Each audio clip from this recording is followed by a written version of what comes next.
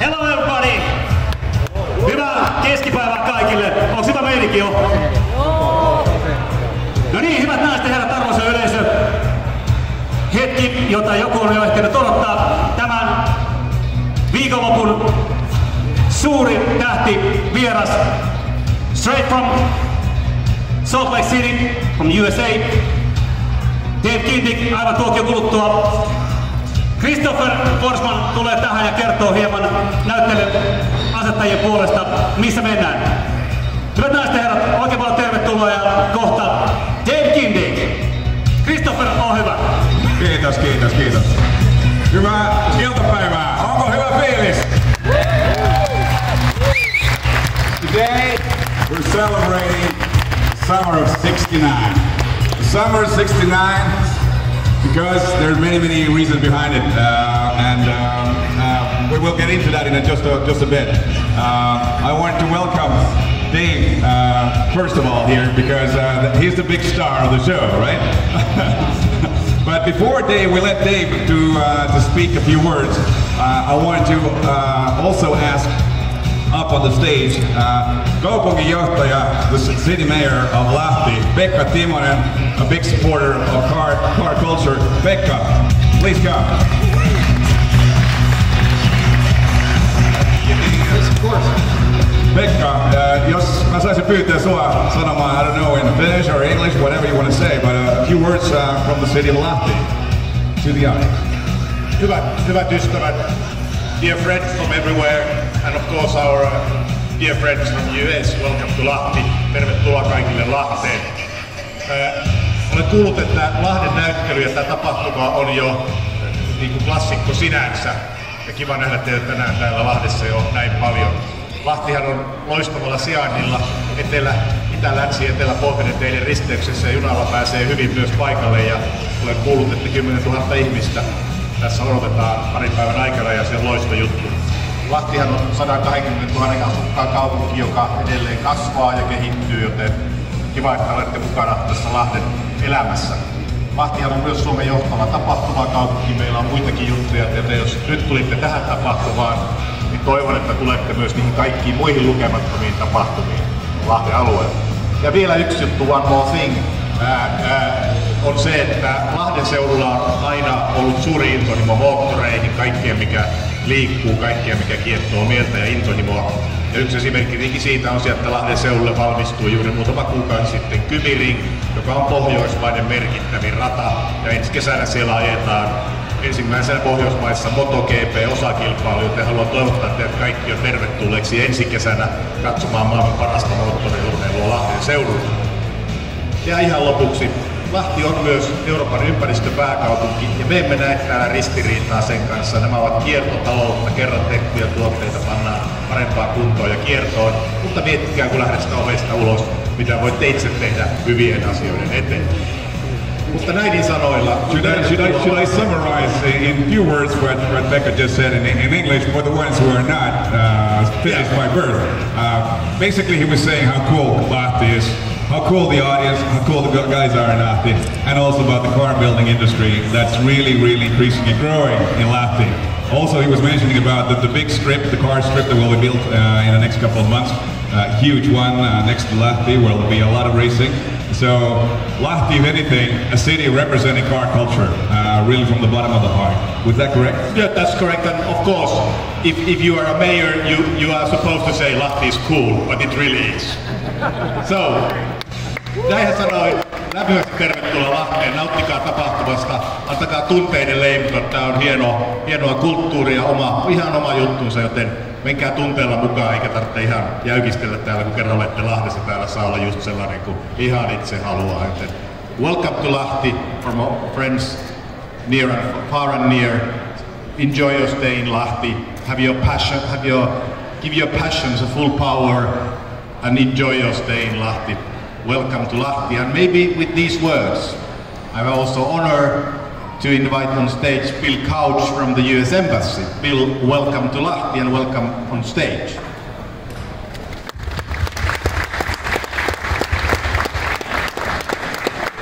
Thank you, everyone.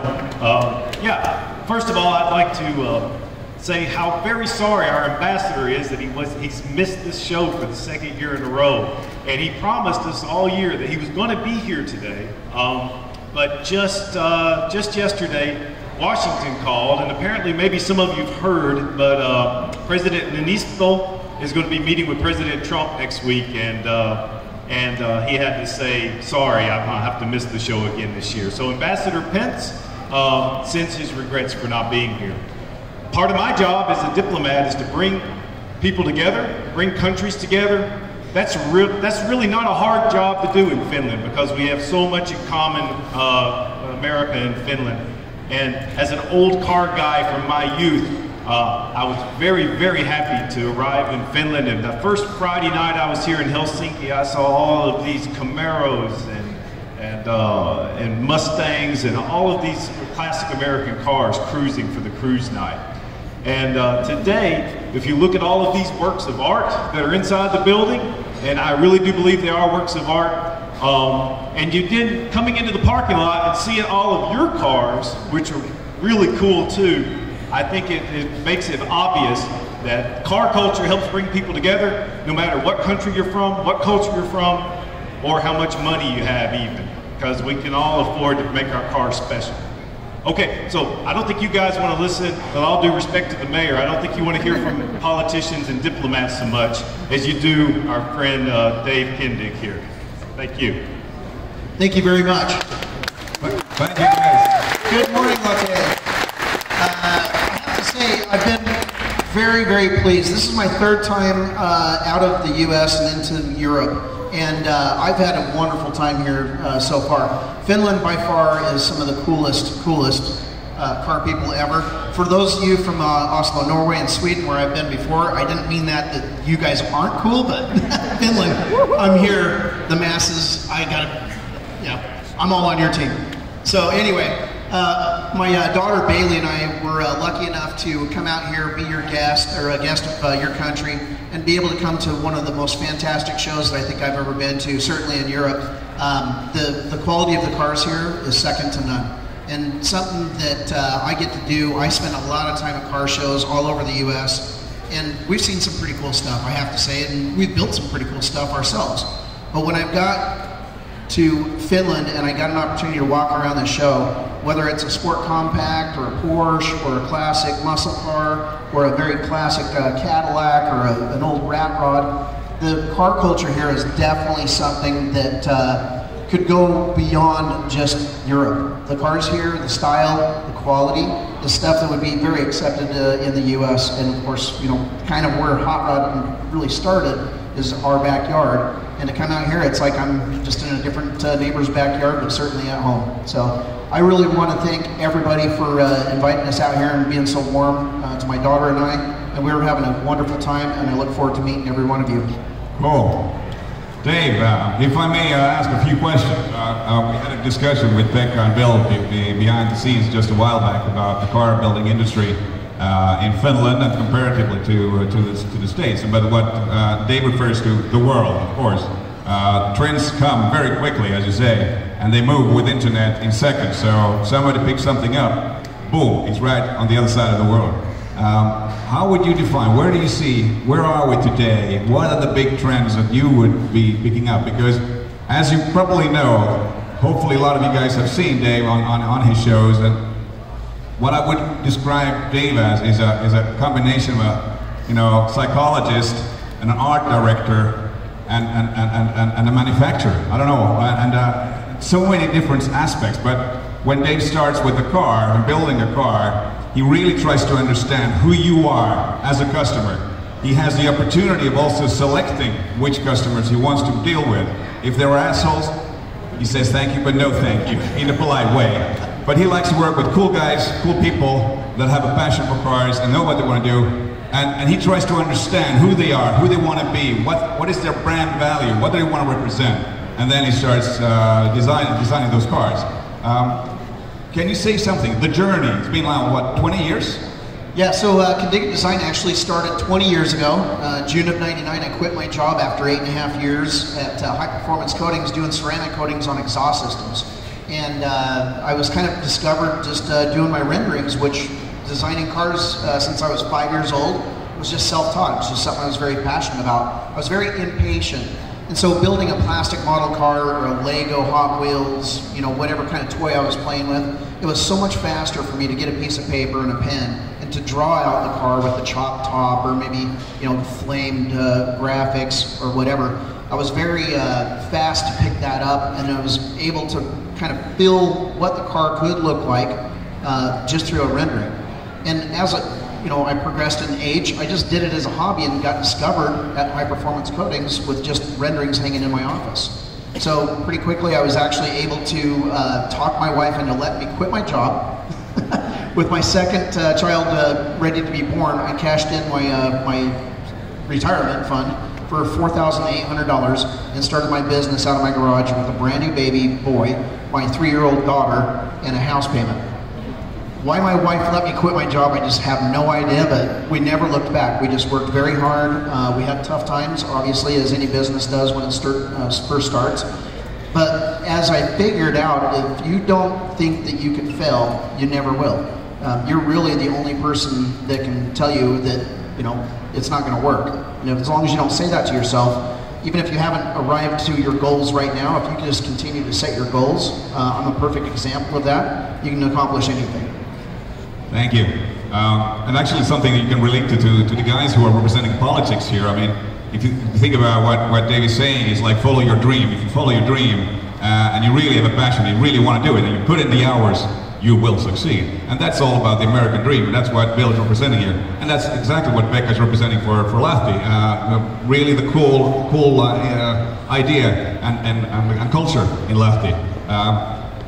When you think about those cars you produced, I mean, you produce how many per year, and how many go through? Is it like 20, 30 on a yearly basis, or? Yeah, well, it's kind of hard to put a number on how many cars go through there in 1 year, but in 20 years we built hundreds of cars at this point. And we typically build anywhere from 16 to 22 cars at any given time. We do all aspects in one place, so all the way from designing it, developing colors, to the metal fabrication, the bodywork, the paintwork, polishing, reassembly, electronics, rewiring the car, audio system, and the upholstery. Everything's done in one place. So I have complete control of every part of the design, whether it's the engine bay, the interior, or the exterior. And that goes all the way down to color development, interior contrast. There's a lot of little things that go into it, but when it's all put together and all done, I want to have a car that when somebody comes up and looks at my car and they walk away, I want them to come back 3 or 4 more times and look at that car and notice other small details that they didn't notice the times before when they looked at it. And that's always the most proud thing for me, is when people think, I thought I'd seen it all, and then I just walked back and I just noticed you did this. So that's really important to me.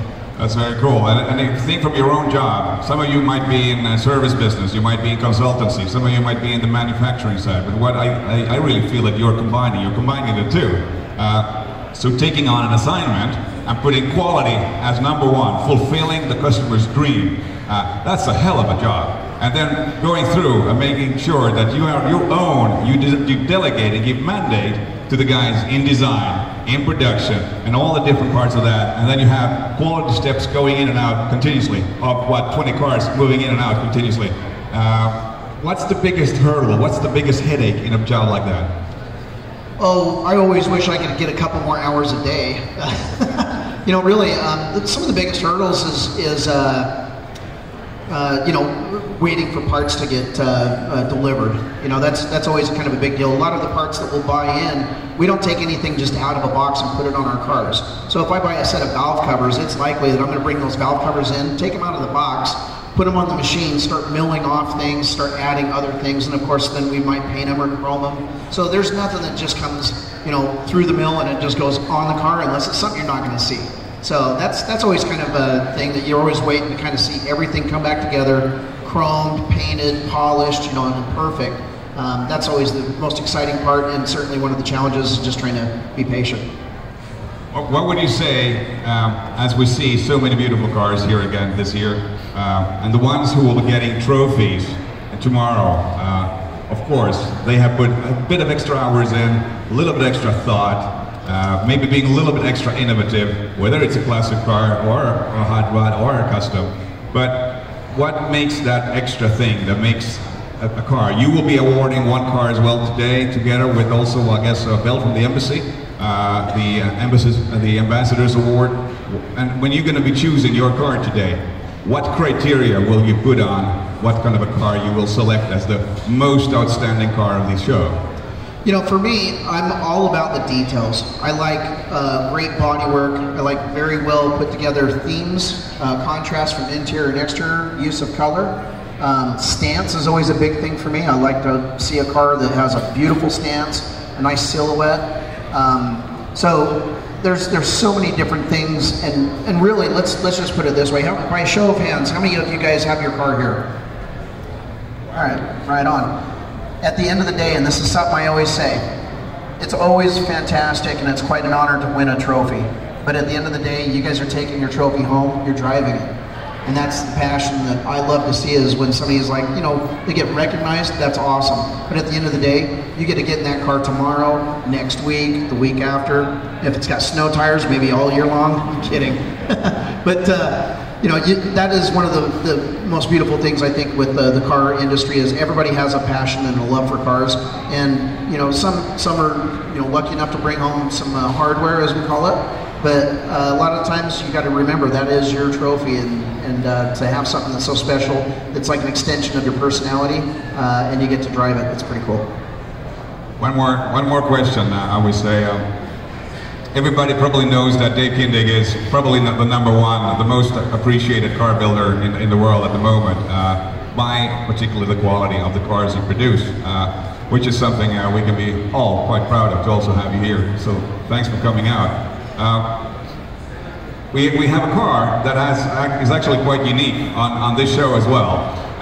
The organizers of the show, Michael and Kirsty, when they went last spring over to the States, and again, visiting Gene Winfield's shops and so forth, they suddenly stumbled into an idea that Dave brought out. You threw a challenge at them.